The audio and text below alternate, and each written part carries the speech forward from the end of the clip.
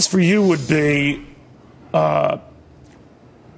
looking at the latest sell-off we've had, and we'd almost laugh at it by comparison, because what you're looking at would be a complete bludgeoning of stocks, everything else. Yes, because of course everything is drastically overpriced. How much overpriced? Even now, Dow, S&P, collectively. All right, the S&P touched at 666 at the bottom in March 2009. I found that always very interesting, 666. It was an interesting number. But the point is that the permanent earnings capacity at sustainable interest rates in a global market that's deflating of the S&P 500, I doubt, is $80. And $80 a share, not the 100 where it is today or the 130 that Wall Street sees coming. If you put a normal multiple on that, 12 or 15 times, you get a stock market index price dramatically lower. All right, so I'm doing the math backwards, and you're better at this as Ronald Reagan's budget director than I'll ever be. That's at least another 3,000 Dow I'm not talking about the Dow. I'm talking about the S&P 100. I understand that, but to get people to get a handle on this, we still have another few thousand points to go. Thousands of Dow points, hundreds of S&P points.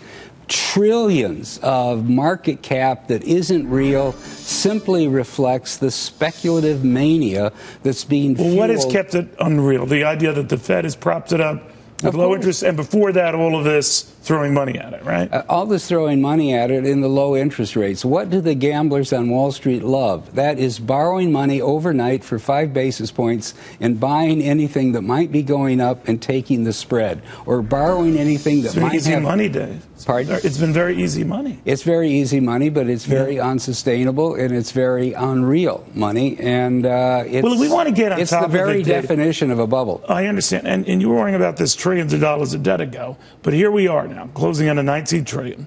And I always think that if you were to raise taxes and cut spending in this delicate recovery now, you're going to compound the problem. You're not going to get that much more revenue, and you might make the debt situation worse. What do you say? The answer to that is the day of reckoning has to come, and the more you but I'm saying that day of reckoning makes the day of reckoning worse to reckon with. No, the day of reckoning is going to be quite painful. The day of reckoning could lead to years of stagnation and turmoil and dislocation in our financial system. But the longer we inflate the bubble and defer the day of reckoning, the worse the ultimate end game is going to be. What you're talking about sounds like making 2009 a party by comparison. I think, sure. And they said in 2007, it's Goldilocks economy, don't worry. And the next thing we knew, 14 trillion of market cap disappeared. Do you like real estate, or still real estate is a crapshoot? You know, real estate that has income-producing capability is probably a worthwhile investment. But most real estate, what about gold, if it's traded, silver, platinum, any of that stuff? When the monetary system breaks down, gold will be the monetary asset. Well, where do you put your money? Where do you put your money? I think the safest place for money right now is in short-term instruments and cash, because we're in a global deflationary crisis, and in a deflation, cash is king.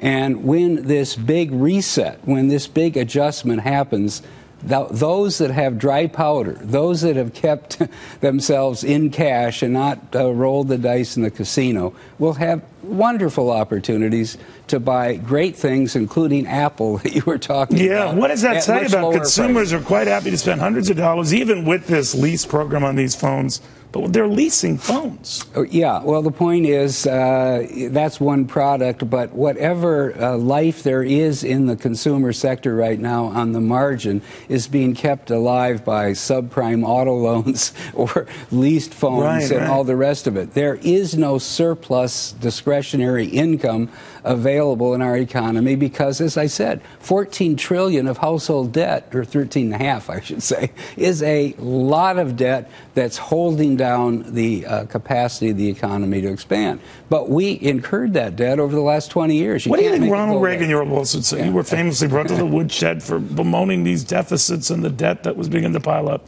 What do you think he would say looking at the conditions now? Well, he might say, I told you so, because he actually did worry that you can't build an economy on debt, that the whole Keynesian magic of just getting people to borrow and spend, whether it's government or which was the inspiration on the 86 Tax Act to address some of this, right? Yeah. Not enough to your liking. Not enough, but it at least leveled the playing field. So you think he'd look at this and say, hey, get serious? Yeah, because the one great thing about him was he was anti-Keynesian to the core. He got educated in the 1920s before Keynes even invented, all the malarkey that came out of the mid-1930s. So I think he would be shocked at the way this has turned out. And probably on his watch, if he had really known what was going on, it never would have happened. Because he shouldn't have appointed Greenspan as chairman of the Fed. Greenspan turned out to be the greatest money printer in history. But remember, up to that Greenspan point. came in August 1987. Just a couple of months later, we had the October crash. Yeah, but what did he do? He then panicked, found the printing press in the basement of the Eccles building, and started running that thing at higher and higher speeds. Which is what Ben Bernanke essentially did. For the next 19 years, he handed it off to Bernanke, and Bernanke handed it off to Yellen. And we now have a Fed with a balance sheet that's staggering in size, $4.5 trillion. When Greenspan got there, you know how big it was? $200 billion.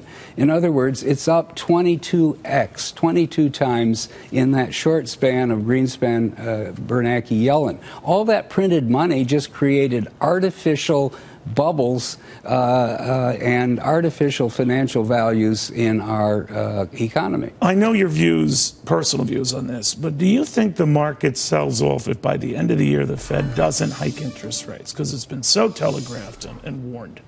I think we're nearing the end of the Fed's credibility. I think even some of the adults on the Fed board, if there are any, are starting to worry about the absurdity of 80 months of zero interest rates on the grounds it's an emergency when the... It's amazing. Well, wait, but when the number they believe in, the unemployment rate, is at 5.1%, and that happens to be in the lowest 18% of observations for the last 45 years. In other words, we've had 535 job reports, monthly job reports, since 1970.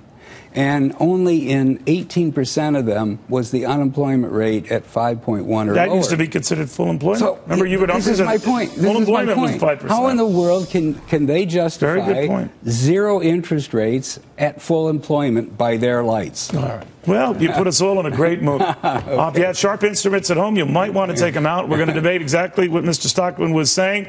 And it's not coincidental that he has that beard. He hides himself from people who know him when he leaves on the street. But one of the smartest minds I know.